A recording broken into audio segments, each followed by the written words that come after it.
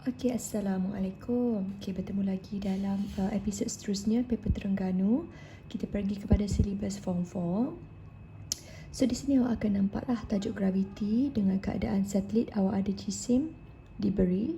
Okey, jisim satelit. Dan jejari satelit mengorbit bumi adalah ini. Dan awak ada laju linear. Okey, so daya yang terlibat ialah daya memusat. Bererti awak ada formula daya memusat lah. Okey, formula daya memusat awak boleh tengok di hadapan. mv² per r. Apa yang dimaksudkan dengan daya memusat? Daya memusat awak kena mention balik perkataan daya itu sendiri bertindak terhadap pusat bulatan. Terhadap pusat. Maknanya dia memusat kepada pusat bulatan. Tapi awak kena mention juga hubungan dia dengan hal laju. Laju linear awak tu. So dia mesti adalah pada arah serenjang dengan laju linear. Barulah jawapan awak lengkap. Terangkan bagaimana satelit kekal pada orbit. Ia adalah disebabkan pengaruh apa? Pengaruh jatuh bebas yang dipengaruhi oleh daya tarikan graviti. Maksudnya dia ada pengaruh G kecil tu. Okey, kita patah kepada formula daya memusat. Awak boleh masukkanlah maklumat yang awak dah dapat tadi. Okey, kalau saya salin balik, masukkan jisim dalam kg, masukkan laju linear. Okey, dah ada kat atas tadi kan saya dah tanda. So awak just tekan calculator for the answer of F. So awak akan dapatlah 2.92 10 kuasa 3 dan berunit Newton. Okey, bagi soalan nombor 5 di bawah tajuk gelombang, awak ada 3 warna gelombang. Kuning, biru dan merah. Saya nak awak tukarkan warna hijau ni typo kepada warna merah sebab kita based on gambar. Okey. So dekat sini kalau saya buat gambar rajah pelangi M merah, maka J-Fort kena hambat baru India Utara, bermakna kuning ni berada di tengah-tengah. Bererti lambda bagi merah ini besar. Kalau saya pergi pada formula Dwi Jelah Yang, hubungan lambda dengan jalur yang berturutan adalah berkadar terus. Bermakna bila lambda merah ni besar, saya buat merah saja, so akan tahu bahawa X yang bersebelahan ni adalah besar.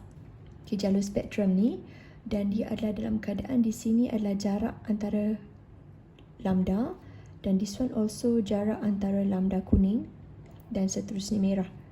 Okay, awak boleh perhatilah lambda dia macam mana. Hubungan antara medan elektrik dan medan magnet bagi gelombang elektromagnet. So dekat sini pun ada dua perkataan dah ni. Elektromagnet bermakna dia melibatkan elektrik dan magnet. Medan elektrik dulu So dia adalah sifatnya berserenjang dengan medan magnet. Okey, bandingkan jarak. So bila dia bandingkan jarak antara rajah 5.1, so awak akan nampak dua jenis jarak. Satu jarak antara warna. Okey, antara warna. Satu jarak bagi diri dia sahaja. Okey, pertama awak kena tengoklah jarak antara merah. Merah lebih besar daripada kuning. Kuning sederhana lebih besar dari biru. Okey, sekarang awak perhati jarak antara kuning dan antara kuning. So akan nampak jarak mereka sama. Okey, awak tulis jarak antara dua pinggir berturutan bagi merah. So akan kata X bagi merah lebih besar daripada kuning, lebih besar daripada biru. Satu markah. Tetapi awak akan kata pula lagi satu, jarak antara dua pinggir. Ni awak jangan mention warna. Awak just antara dua pinggir berturutan sahaja. So awak tahulah itu adalah bagi dirinya sendiri. Awak akan kata adalah sama. Sekarang baru awak pandang pada rajah kedua yang ada dibuat gelombang dari segi spektrum tadi. Okay. So the first one ialah biru, second one ialah kuning, the third one ialah merah. So nampak merah tu dia lebih jauh kuning itu dia sederhana sikit. So amplitude awak akan nampak ketinggian mereka adalah sama. Okay. So akan salin balik perkataan amplitude sama Tapi bila awak patah kepada dia punya antara sebelah dengan sebelah, lambda, so awak akan perhati apa yang saya tandakan tadi. Lambda bagi merah itu lebih besar daripada lambda kuning, tapi kuning lebih besar daripada biru. Okey, seperti biasa dia akan tanya hubungan lah. Okay, tadi sudah kata berkadar langsung, so awak kena catat dalam bentuk semakin. Jangan tulis berkadar langsung. Hubungan memang kena mention semakin. Okay, semakin tinggi. Salin the first one. Panjang, gelombang. Salin the second one.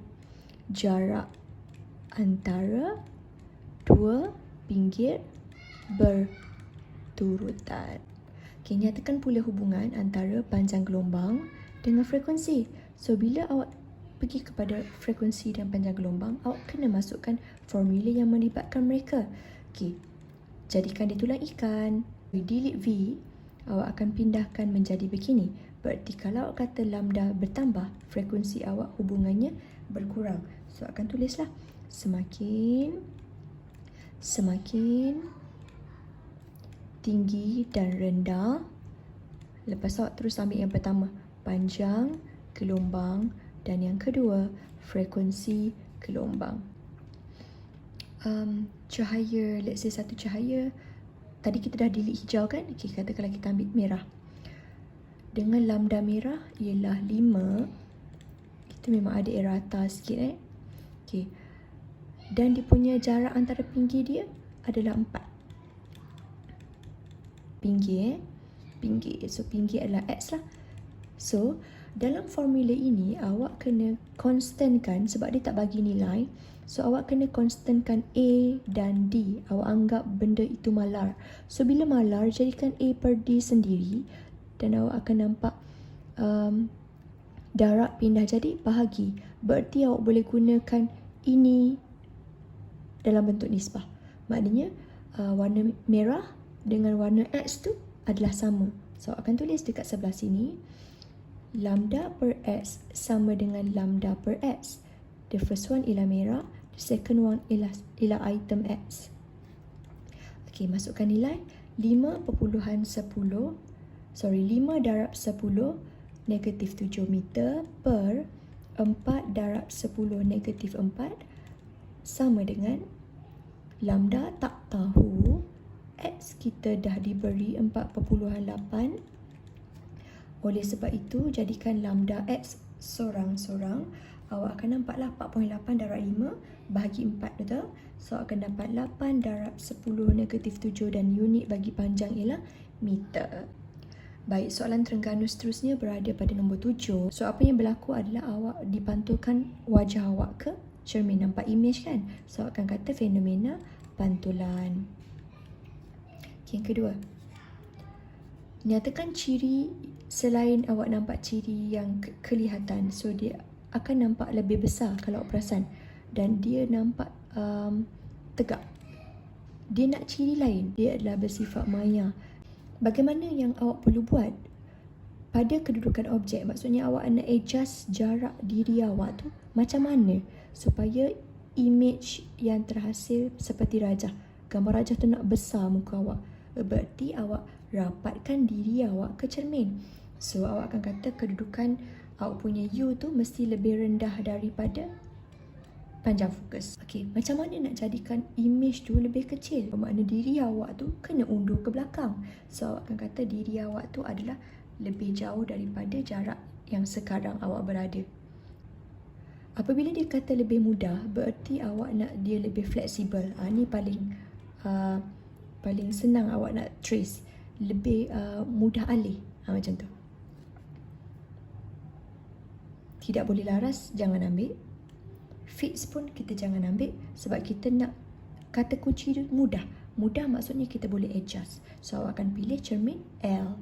Awak akan ambil cermin yang jenis cekung. Kenapa pilihan awak cekung? Sebab awak menghasilkan image yang lebih besar. Kemudian, kenapa awak perlu pemegang boleh laras? Sebab awak nak menjawab soalan arahan tadi. Okay, awak akan tulis supaya awak dapat mengubah jarak. So, pilihan awak adalah L. Pada section B, so awak akan guna test pad. Okay. Sekarang, air sejuk itu disejukkan menggunakan air batu. Awak masukkan air batu ke dalam air. So, dia akan melibatkan haba pendam tentu pelakuran ais. Apa maksud haba pendam pelakuran? So, dia tanya ini. Apa maksud dia? Okay, so kalau awak patah balik ke formula, so awak kena mention begini.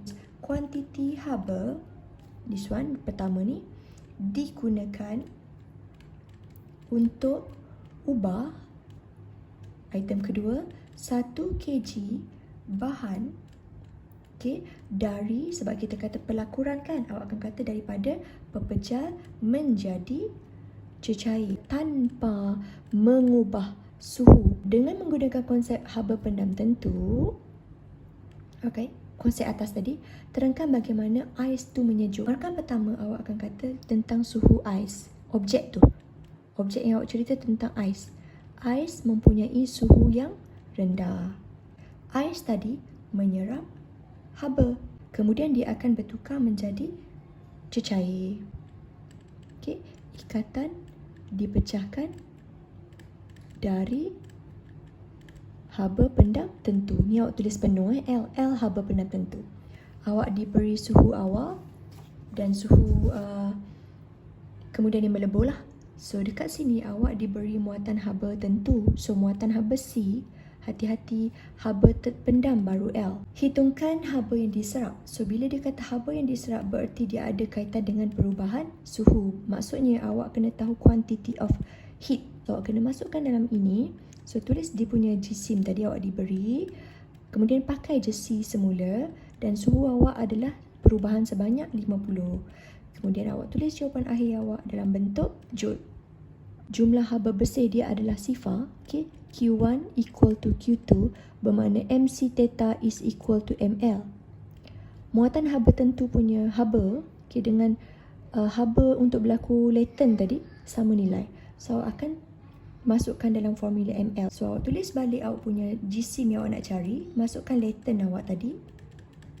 Dan akhir sekali awak akan tekan kalkulator, awak punya nilai M adalah 0.1257 kilogram. Ini soalan sangat favourite. Andaian, bulatkan kata kunci andaian, bererti awak kena tulis satu jenis saja. Tidak ada haba terbebas ke persekitaran. Awak ada 4 pilihan untuk bercerita tentang peti sejuk. Macam mana ejen penyejuk bagi dia dan macam mana jenis pipe condenser yang awak nak pilih. Okay. Sekarang kesesuaian yang awak nak modify ialah awak nak sejukkan peti ais tu dengan masa yang pendek. Suhu yang sangat rendah untuk takat dia. Okay, takat didih ke takat beku ke mesti paling rendah. So dekat sini pilihan awak antara Q dan R. Kemudian awak akan kata bentuk dia mesti berlingkar. Kalau awak tengok dekat peti ais rumah awak, bahagian belakang memang awak akan nampak dia berlingkar, betul? So pilihan awak ini paling tepat sekali dan seterusnya awak terus ambil R. Okey, saya dah draft dekat sini ciri-cirinya. Tadi awak dah pilih R, betul? Item pertama yang awak kena paling tengok ialah takat yang rendah dan pipe yang berlingkar. Okey, sekarang baru kita tulis dia punya jawapan. Kenapa kita perlukan haba pendam tentu yang rendah? So, dia adalah ciri untuk dia mudah tersejat. Okey, barulah dia tak cepat panas. Okey. Kemudian kenapa awak pilih takat didih yang rendah? Sebab awak nak lambatkan berlaku pendidihan. Tak nak dia cepat sangat mendidih. Sebab kita nak maintain dia sejuk kan? Okay, next. Kenapa awak perlu berlingkar? Berlingkar ni bermakna luas permukaan dia tu bertambah sebenarnya. Berarti awak nak menambahkan luas permukaan. Okay, dan muatan haba. Kenapa awak nak tinggi? So, awak tahu muatan haba tinggi ini macam air. So, dia adalah sifatnya susah untuk panas atau lambat untuk panas. Jangan ulang perkataan yang belah atas ni. So, modify sikit kepada perkataan lambat panas.